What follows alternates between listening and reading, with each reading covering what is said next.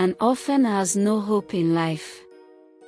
She should be maltreated and pushed to the background.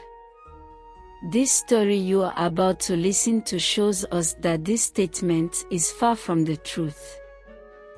Hello, my friend. My name is Titi. You may not know me as a queen, but my journey started far from royalty. Today, I want to share a story that, at times, feels like a dream, a tale of loss, survival, and ultimately, victory. It all began in the heart of my kingdom in Ilorin, where I lived with my parents, the king and queen, before tragedy struck. I was just a child, innocent and carefree. But that spirit shattered when a terrible betrayal emerged from one whom we trusted the most, my uncle. Driven by greed and a desire for power, he thought of a plan to eliminate me before I turned 8. Can you imagine living under the threat of death every single day? My childhood was filled with fear that the very blood running through my veins marked me for destruction. My parents were assassinated by my uncle. I made a desperate escape as I ran through the palace halls. I was only 7 years old. I lost everything that day. My parents, my home, my innocence. I was pushed into the arms of distant relatives, foster parents who were supposed to care for me. But instead of love, I found wickedness.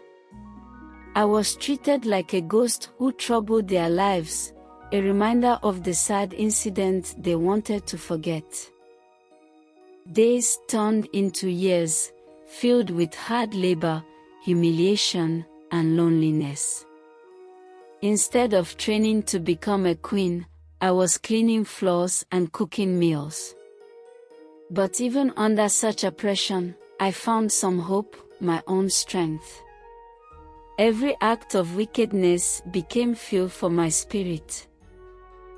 I found moments of joy, helping other children, telling stories by the river, and practicing my leadership skills. I wasn't alone in my suffering. Together, we formed a bond, a sisterhood like none other. We shared dreams of a better life. And each night, as I lay in the dark, I whispered a wish to the stars above: I would reclaim my destiny. And then, one fateful day, everything changed.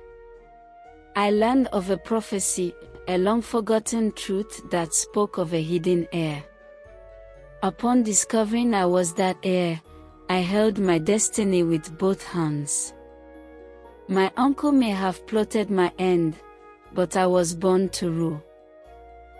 I would sneak out to learn more skills, practicing sword fighting, strategizing with wise mentors who knew of the prophecy, and gathering sympathy from the people. I began to gather supporters, people who saw strength in my spirit, who believed in the rightful claim of the throne. I changed from a frightened child into a fierce young woman. With each step, I created my path toward justice. One night my uncle died in his sleep, his wicked hold on the kingdom was gone. Messengers were sent urgently by the former elders in council, who had been in prison all this while.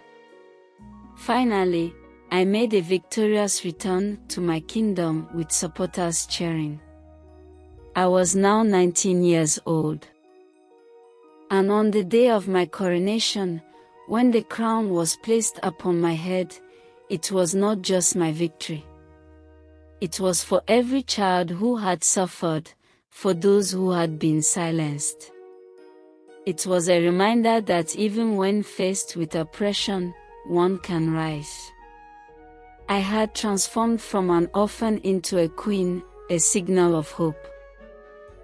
Remember this: your story is yours to write, no matter how dark the beginning. I am not just Titi the queen, I am Titi, the girl who refused to be a victim. And as long as I breathe, I will fight for others to find their crowns too. Thank you for sharing my story.